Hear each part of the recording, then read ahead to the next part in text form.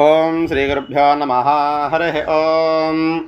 శుక్లాంబరధరం విష్ణుం శశివర్ణం చతుర్భుజం ప్రసన్నవదనం ధ్యాయేత్ సర్వవిఘ్నోపశాంతయే. అందరికీ విశ్వావసునామ సంవత్సర ఉగాది శుభాకాంక్షలు.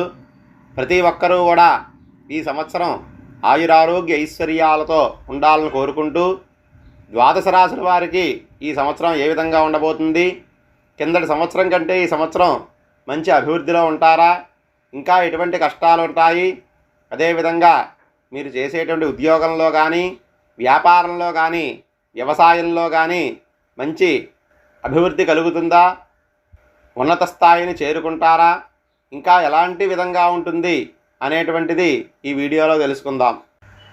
మీనరాశి వారికి ఈ సంవత్సరం ఏ విధంగా ఉండబోతుందో తెలుసుకుందాం.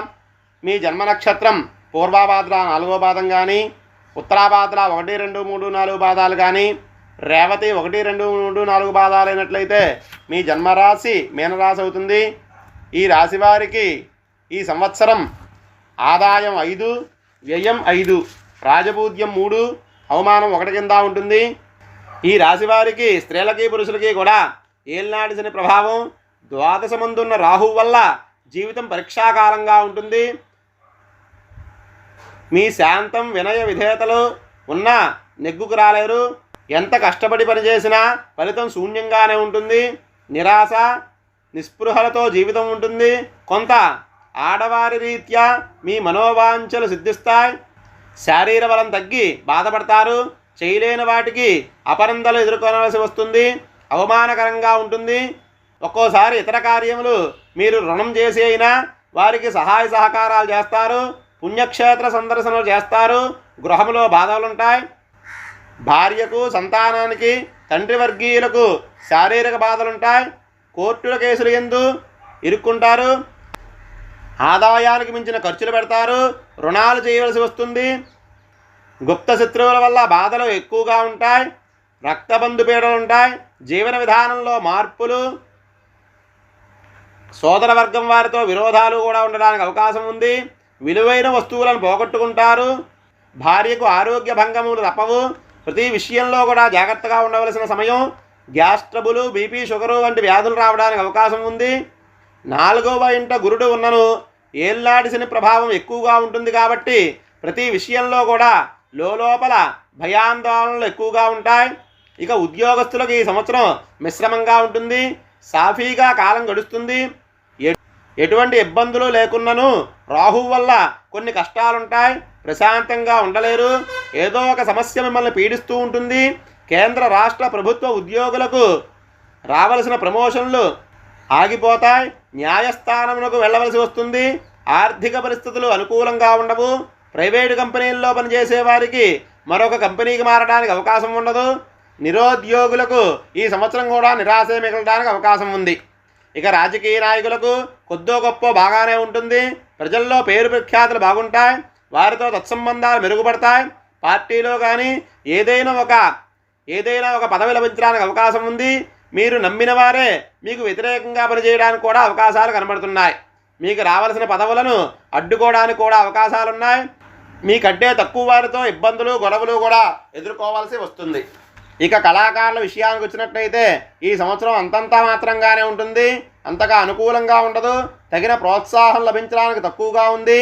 టీవీ, సినిమా రంగంలో ఉన్నవారికి, గాయని గాయకులకు, రచయితలకు, డైరెక్టర్లకు, ఇతర టెక్నీషియన్స్కు కూడా విజయాలు తక్కువగా ఉంటాయి. నూతన అవకాశాలు కూడా తక్కువగా ఉంటాయి. ఆర్థికంగా కూడా కొంత ఇబ్బంది పడతారు. కానీ పోటీలలో అవార్డులను సాధిస్తారు. ఇక వ్యాపారస్తుల విషయానికి వచ్చినట్టయితే కొంతమందికి అనుకూలిస్తుంది. మరికొంతమందికి నష్టాలు కలగడానికి అవకాశం ఉంది. కిరాణా వ్యాపారులకు బాగుంటుంది. హోల్సేల్ అండ్ రిటైల్ వ్యాపారస్తులకు అనుకూలంగా ఉంటుంది. జాయింట్ వ్యాపారులకు భాగస్వాములతో విభేదాలు వచ్చి విడిపోతారు. గృహ నిర్మాణ రంగంలో ఉన్న వారికి బాగుంటుంది. సరుకులు నిల్వ చేసే వారికి కూడా అనుకూలంగా ఉంటుంది. ప్రభుత్వ సంబంధమైన వ్యాపారాలు చేసేవారికి చిన్న చిన్న ఇబ్బందులు ఏర్పడడానికి అవకాశం ఉంది. ఇక విద్యార్థుల విషయానికి వచ్చినట్లయితే ఈ సంవత్సరం అంతంత మాత్రంగానే ఉండే అవకాశం ఉంది. శని, రాహువు వల్ల జ్ఞాపక శక్తి తగ్గడం వల్ల మంచి మార్కులను పొందలేరు. చదువుపైన ధ్యాస తగ్గుతుంది. ఇతర వ్యాపకాలపైన పెరుగుతుంది. కొన్ని సబ్జెక్టులు మిగిలిపోవడానికి అవకాశం ఉంది. ఎంట్రన్స్ పరీక్షల్లో మంచి మార్కులు పొందలేక మీకు నచ్చిన కాలేజీ సీట్లలో పొందలేకపోతారు. బద్ధకం ఎక్కువగా ఉంటుంది. కష్టపడి చదివితే కానీ ఎందులోనైనా సరే ఉత్తీర్ణత పొందలేరు.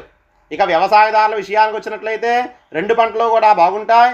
పంట దిగుబడి సమానంగా ఉంటుంది. పెద్దగా లాభాలు రాకపోయినప్పటికీ నష్టాలు మాత్రం రావు.